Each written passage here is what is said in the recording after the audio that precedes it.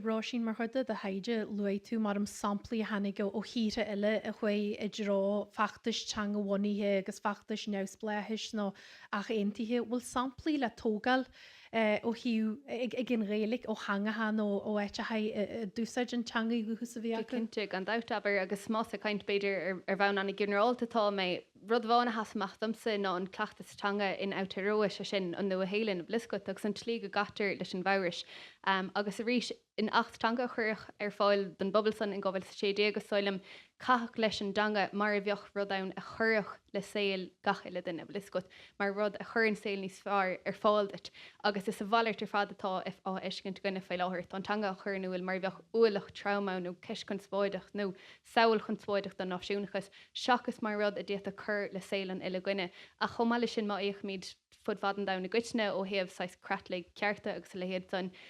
is soilm gur minic go moltar dlíomhanach dúil Canada mar hampla eisiom loirich den 6 cratlach dlíomheach a gin bhil iscut agus thoscom ghfuil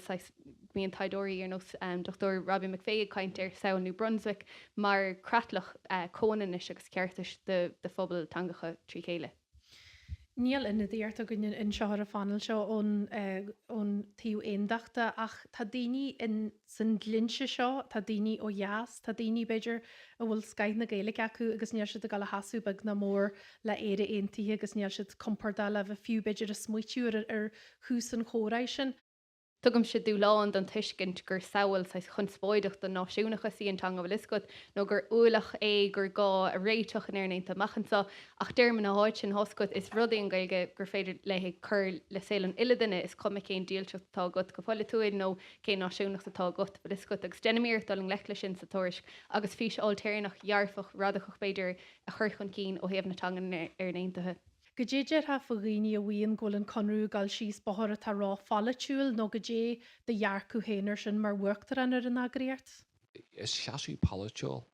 an seaasú nódrachar an céis seo sin seaasú polaitíoil. Beidir go bhfuil daoine níos comparí leis an seaasú polaitíoil sin na seaasú polaitíoil eile. Is dótha an rud a teag taistil rah bhfuil an chonartha chur an rún seo an tosaí rih na críomhathe an cosa ceantar bhil farste agus eile. Báil le sileireacht. Tá na rún seo gáil chun tosaí ó gabhfuil is an ideag mar a luí mé. Tá rún atá a beidir srianta a go leor a gargar céastan idirhes leis tíd an cuara seo nó a gargar céastan na Fóris Changa leis tíd an cuara seo. Agus is dó go bhfuil gur an rud teag táisiú na buil atá chur seo an tosaí ná go mhaile go muint for na sriantaí. Báil go mé medabalta spás a bhéogin an cé seo a chéirú a sinna dhéanú ar bhain oscailte agus sinna dhéanú le muín agus sílim bhfuil másig daoine ar an cinál macantach sin.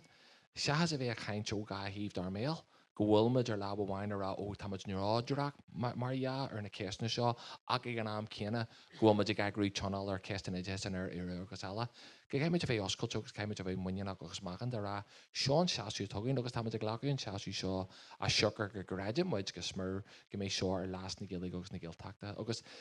sílim gur sin an cás tá céirú deanta tá céirú ionta deanta ag Róisín in tuarascáil maidir leis an teap a bhíonna a gachlinte a dtíobh staras na Gaeilge. Teigem muid a le an cás sin aine tegann tú híam mar bhain Gaelta den níos farna den beala an teitm tobaiste a tarlú ar na pobail sin. Tháinig muid go bhfuil níos lúna sé faoin céad den phobal ó jaas ag frasar Gaelscoilena. Sin breis is céad blian in neus blahas. Tá fihe cuaig faoin céad de phobal na Breataine boga agus níl fiú neus blahas acu ach tá fís agus chomantas acu. Cén fanna bhil sin, cén fá góid go fáilig pléine céasna seo. Mar sin de sílam mid inéis agus sílam híon go pásanta go bhfuil dé seogin rudí athrú ó mún, go bhfuil dé seogin an fís sin faoi mar a bhí lechaach ag fuú go na chascin idir sé mar a bhí legar amach ag chláir daon leis an céad dáil, go bhfuil dé seogin sinna iarú. Níl duinear bí agus is dó an teiscint tugann in seo san agréacht agus eile. Níl duinear bí gáil seo réiteach dúin is fuaine atá sé. Caiime dinne mar phobal mar gríomhaithe mar gur agéine an bhaon sin in ídóir in Éire Fáiste in Iascar gura a gahar corcaí fud na tíra caiime dinne gáil an leachlas na céasna seo caiime dinne ar mala chéanna amsú ar an mhórtha gal bhéas ar gcuramach mar tá seo ag bailú neirt luimiid le bhí sean ó cinna chaintear seo ga bhíohan príomhhaimnach fóras na Gaeilge cé a thuúlaid príomhhaimnach fóras na Gaeilge ag molú do rialtas na Huireann go gaiidir ag planal dá híon dúna tíra Tá Wallace Thompson Duine do buna thuiríonn DUP a ran rud cean céanna, hanig bud an cóirleoir sin ón UUP a Éire Ath, Lindsay ní rihann slingelum ach a Éire Ath agus a rístal rinn tiasa taggart do seo. So tan córa seo le chana féinnig bailú neirt sa phobal an céit tan dúine an siama amach ón córa nó an gceann míon an curragin agus credim go bhfuil sé dar las agus de las ar deanga go míon an curragin.